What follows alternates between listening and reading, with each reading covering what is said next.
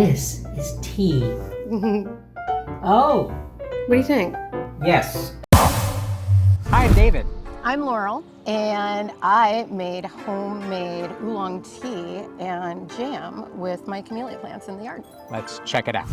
I was delighted when a friend of mine who came over to get flowers was like, "You didn't know that all camellia plants are tea plants." I'm a tea head. I used to work for a tea company, and I did not know that my camellia plants, which I didn't really appreciate, are also tea plants. They are Camellia japonica, which is a tzabuki tea. Camellia sinensis is what we have our normal black-green teas from. That's the tea we're used to. But again, every variety of camellia is a tea plant. So if it's a camellia, then it's a tea plant. Yes, Camellia japonica or Camellia sinensis. So if someone said that over there is a camellia, then that's something that you know you can make tea out of, which you did. Yes! And I was so happy to finally have something edible in my yard. So basically, you're taking the small young shoots off of this bush, because you can't just take any leaves. Well, you could, actually. Could you take that whole bush down and make a tea, like a big giant, like a bunch of tea out of it?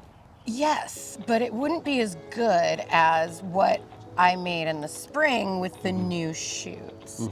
I did a lot. Sometimes I get into this kind of hyper-focus mode of like researching, and I'll spend 2 days researching before I've even actually attempted to do, and that's what I did. I researched a lot. I watched YouTube and articles and realized how many camellia plants I have. I didn't even realize, I think I have 5 varieties of camellia. Oh, because I thought you had the one there and the one over there somewhere. I also have another one over there, and then I have another one, and another one, and another one, and another one, and another one, and then another one. Yeah, so kind of like rhododendrons, camellia plants, there's a whole lot of different varieties of camellia. When I was new to the Rhododendron Society, I mean, I live in Washington State. The rhododendron is our state flower, so, you gotta appreciate, but like, I didn't really care. I didn't give a, I just took it for granted. But then when I hung out with all these boomers that are like flower nerds, I learned so much. And then I found, and then also like the rhododendron peeps are also into their camellias and their azaleas, and I think they're all kind of part of the same-ish. Kind of, sort of. Cousins, distant cousins. Yeah. Former roommates. Yeah. I mean, there's like over 4,000 variety of rhododendron. Wow. I don't know how many variety of azalea there is, but I think when it comes to camellia, there's also, I don't know. I mean, at least 500, at least.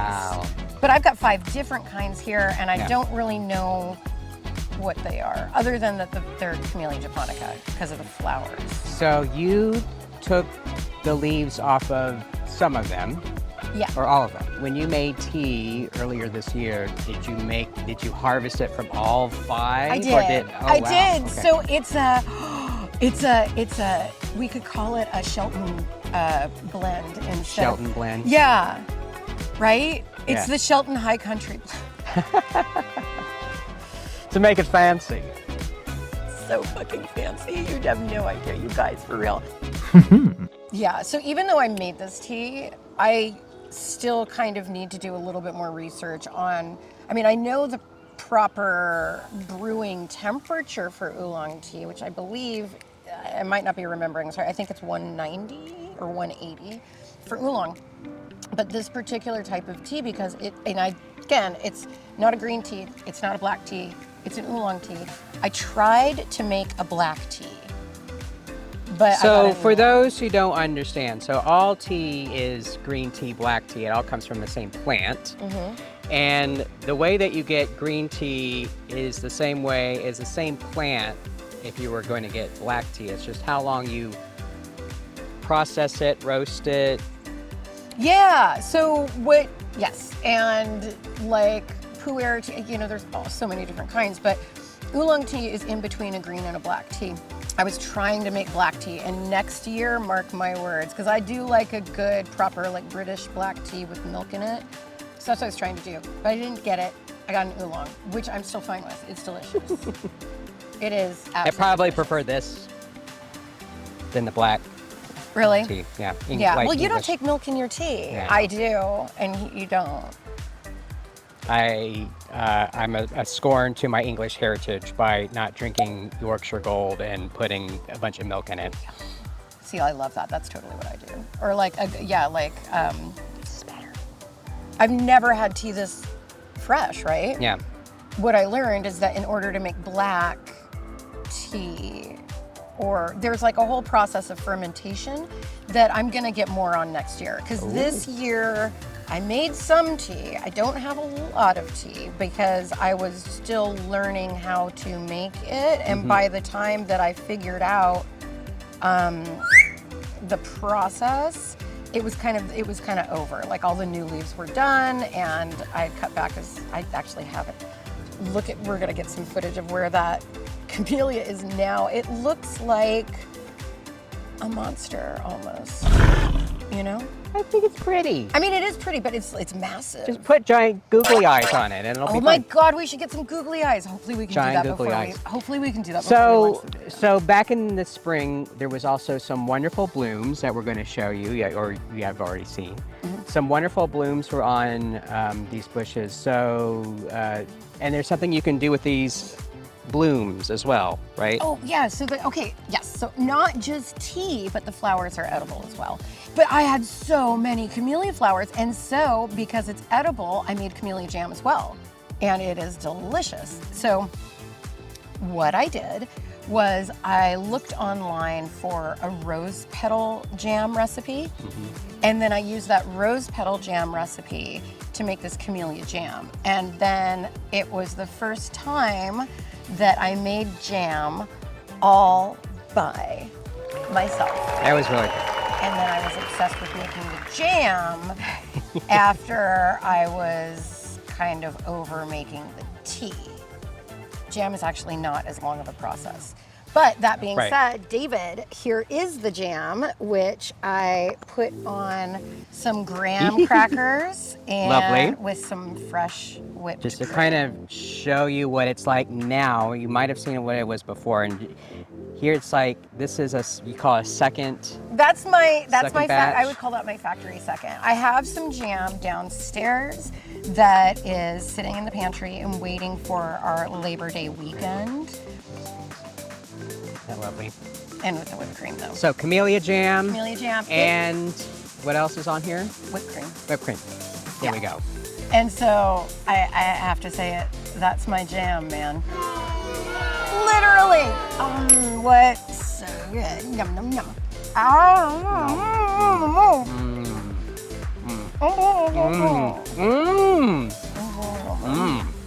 Holy smokes. Ow, ow, ow. It's so good, right? Oh, Even with all the tree stuff on it, it's so good. I know. It's so windy here. There's stuff like falling and everything. And yeah, no, that's yummy, right? I'm gonna have one more. Oh my God. You gotta, okay, David, actually, you know what we should do? Because I have a magnolia tree, and then I got totally nerdy on the magnolia petals that you can eat. Oh yeah, you can eat magnolia petals. Who knew? Well, I didn't. Oh, ow. Magnolia petals.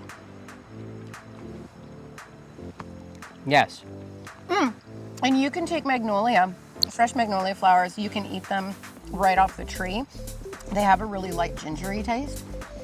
And I also made jam with the magnolias, but I don't have any more of it. But I froze some magnolia petals, and I need to make jam because I want it for the party. Yeah, nice. We're gonna have a party. You guys, Hey, you're invited through the magic of video. through the magic of video. But that's it, my friend, I'm sorry. Until we make enough money to actually host all of these. I love hosting. I love having people over at the house, and I love cooking. I love all of it. And I mean, I love being this person that's like, look at this homemade jam. Right. Seriously, someday, David, I'm gonna be like, have this homemade jam with this homemade oolong tea and on a homemade graham cracker someday. Yeah. Okay, so how you make this oolong tea is you take the tea leaves off of the camellia tree when they're just new leaves. I think it was the rule of 3, like 1, 2, 3, and you pick the bud off the top, or you could do the tips, like the silver tips. You let them lay out in the sun to wilt, and then after a couple hours, they've wilted, right? They've gotten a little softer even. And then at that point, you take it and you hand roll it with your hands to kind of break down the leaves more and then you let them sit out and oxidize overnight. Okay. And then you come in the next day and they're black. You dry them immediately without, oh God, I can't remember. It's been a while now.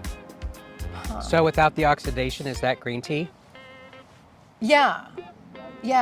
But even green tea is oxidized a little bit. There's something about the oolong. It's like more oxidation. The longer it sits out. Mm-hmm. Yeah. Sun. But then to do black tea, then you have to do some kind of cooking or roasting. You have to roast the leaves to make a black tea, which is what I'm going to do next year for sure. Yeah. And then we'll do another segment on when I finally get my black tea that I can put cream in and is like sick, good black tea. That sounded, no, but I mean, I like it. But this oolong is good too. I mean, yes, it is. It's a little lighter in color and it's delicious. And again, it's super fancy. Like what I was trying to say, like there was this one place in Chinatown that I went and they had the fancy tables. Yeah. And then they do the whole ceremony thing with, you know, high-end super because this is not your Lipton. This is not your little PG tips. This is like not factory made. Not factory made. Tea. I mean, this was made with what? Your hands and picking them off and then drying it in the sun, doing the rolling, doing all the work. Good old manual labor. Love, David. Love. Oh, it's love. I'm sorry, it's love. And manual labor. Yeah. And and my manual labor, but that was a labor of what? Oh. Love. At least one of us knows what love is around here. That's really good. See, now you know what love is. You're eating it. You're eating the love and you're getting it in, right? Like when food's made with love, it tastes better. I even made that whipped cream with love, even though I did not do that one by hand. I just put it in the mixer. Anyway, cheers. Thanks for hanging out with me and listening to me talk about my nerdy obsessions over weird new discoveries. But that's what you came to this channel for, right? Right. Yeah, and I'm basically happy that I have David down here to drink the tea and jam and cookies with me. I love you, David. Oh, you're all done. We're gonna have to make some more. Thanks for coming. See you guys later. Cheers, thanks, bye. I actually do want to make some more of that tea. It's really good iced. That's what I'm saying, because Yeah, I do that's not like really iced tea. Oh, I love iced tea.